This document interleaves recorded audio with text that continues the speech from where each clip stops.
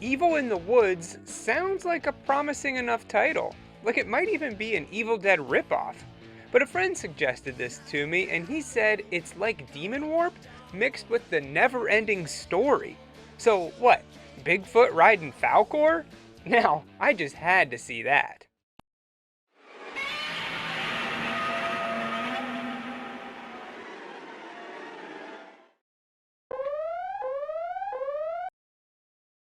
Before we even get to the movie, the title's messed up.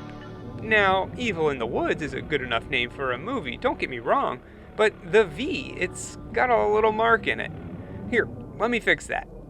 Ah, there, that's better.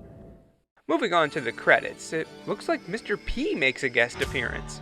I guess Mr. T was unavailable. All joking aside, the music is pretty bangin'.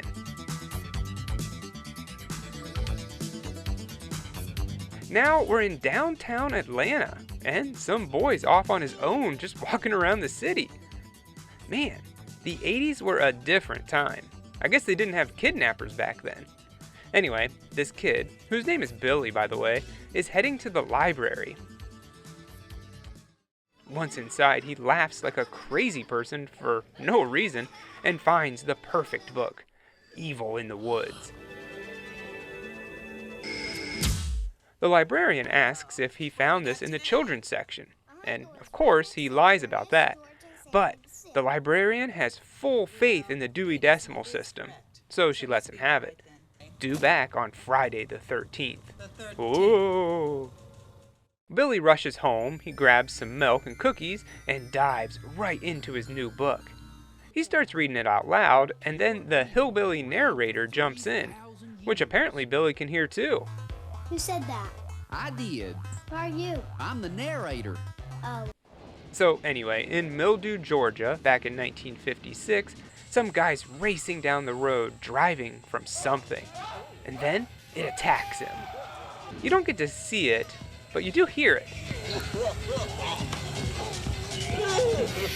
Is it coughing or laughing?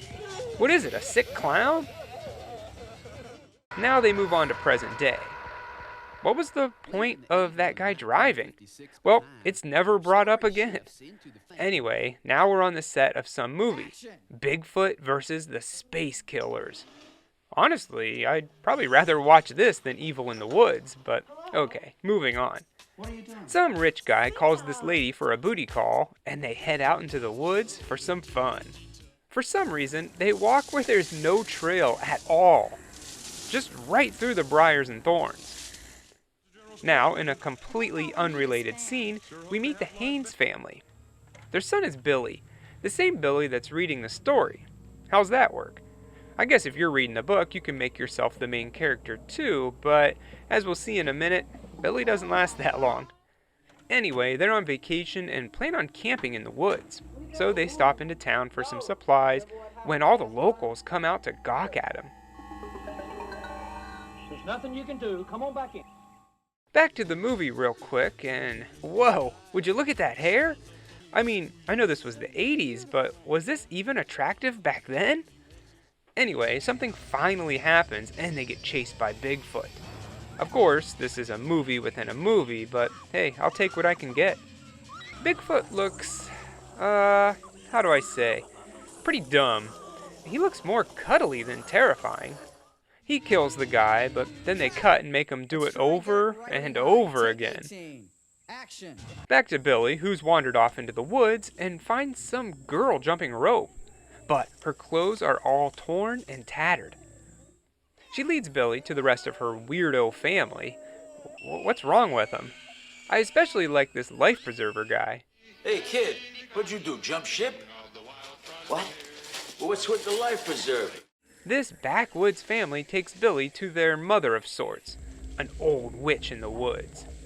Meanwhile, Billy's parents report him missing to the sheriff, who isn't going to be much help. He basically tells them he's too busy to look for him right now, and that they should go talk to Ida, the witch in the woods, who might help him out, because she's lived there for years, and she knows the whole place like the back of her hand. Little do they know that she's already done cut up Billy into pieces. Back in the real world, it looks like the book is affecting Billy. He falls asleep and has a nightmare that all these crazy zombies are in his room. Well, after being scared awake, you might as well finish the book. Back to the film crew who are sitting around the fire telling Bigfoot stories. And honestly, this is probably the best part of the entire movie. Eventually, the sheriff shows up and asks them if they've seen Billy, which they haven't, but everyone agrees to keep an eye out for him. Back to filming Bigfoot versus the Space Killers, and we see some crappy looking aliens have landed on Earth and they get chased by Bigfoot. I mean, at this point, I think I'd rather watch this movie instead. The main high-up executive producer has seen enough and gets in his limo to drive home. Thank God that pompous ass is gone.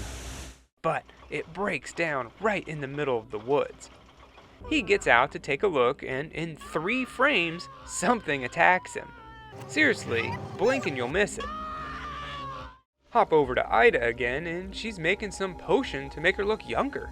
Then the sheriff stumbles in. You're meant to think he's out looking for Billy, but no, that's not the case at all. He's in on the whole, whatever they're doing out here, and only comes to the witch's hut to make out with her younger self for a bit. The next morning is when everything hits the fan, and people start going missing. For now, we don't really know who or what is doing it, but we'll find out soon enough. With so many people on the film crew gone, the survivors spread out to look for him, while Martin, the director, heads into town to get some help from the sheriff, which we know isn't going to end well. Eventually, we see what's happening through the eyes of Yellen, this girl. The witch's children are kidnapping everyone and taking them back to their, house? I don't know what you'd call this thing. They torture everyone for a bit, and it looks like a bad haunted house that you'd go to. They dress Yellen up in a wedding dress that I think was meant to make her one of them? I don't know. Who's to say what's going on anymore? We go back to Ida, who's old again, and she has a bunch of voodoo dolls, which end up being the weirdos. She's getting them ready for their metamorphosis. They all emerge from their cocoons, and if you think they looked weird before, well, just take a look. Honestly, I think these things look awesome. A real highlight of the movie for sure.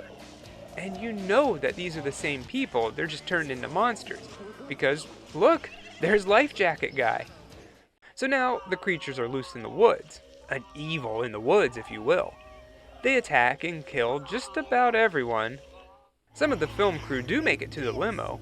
They put up a fight, but they can't get the car started and are killed off screen. We do eventually see that Martin did make it back to town and is coming back with the sheriff. As they drive to the camp, they see Yellen walk out from the woods. Martin gets out, gives her a hug, and that's the end. Did they live happily ever after? Did the sheriff kill him? Or did the witch move to your town? Oh no! Billy, now having finished the story, gets a visit from his mom and dad, who have been strangely absent throughout the entire movie. His dad says that he's got some time off work and they can finally plan that father-son Bigfoot hunt in the woods that they've always wanted to do. Except, well, Billy isn't Billy anymore.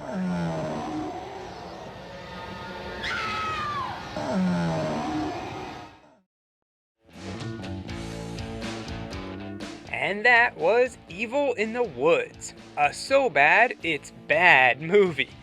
Honestly, it's not the worst film I've ever seen. I was pretty entertained throughout, and it never takes itself too seriously. They knew from the start that this was going to be a B-movie's B-movie. My biggest complaint is how much they jump around. They'll go from the witch in the woods to the sheriff 6 times in like 30 seconds. Also, a lot of stuff happens that's just never talked about again, like the opening car chase scene. None of the acting is particularly good, but the music is very 80s and I love it. And for the most part, you can always tell what's happening on the screen, even if you don't really understand it. Watch Evil in the Woods if you like bad movies, or if you're having a party and just want something on the screen to make people say, "What the heck are we watching?" I give it 1.5 life jackets out of 4. So didn't you folks make that movie Barnyard Animals of the Living Dead? Yeah, did you like it? Nope.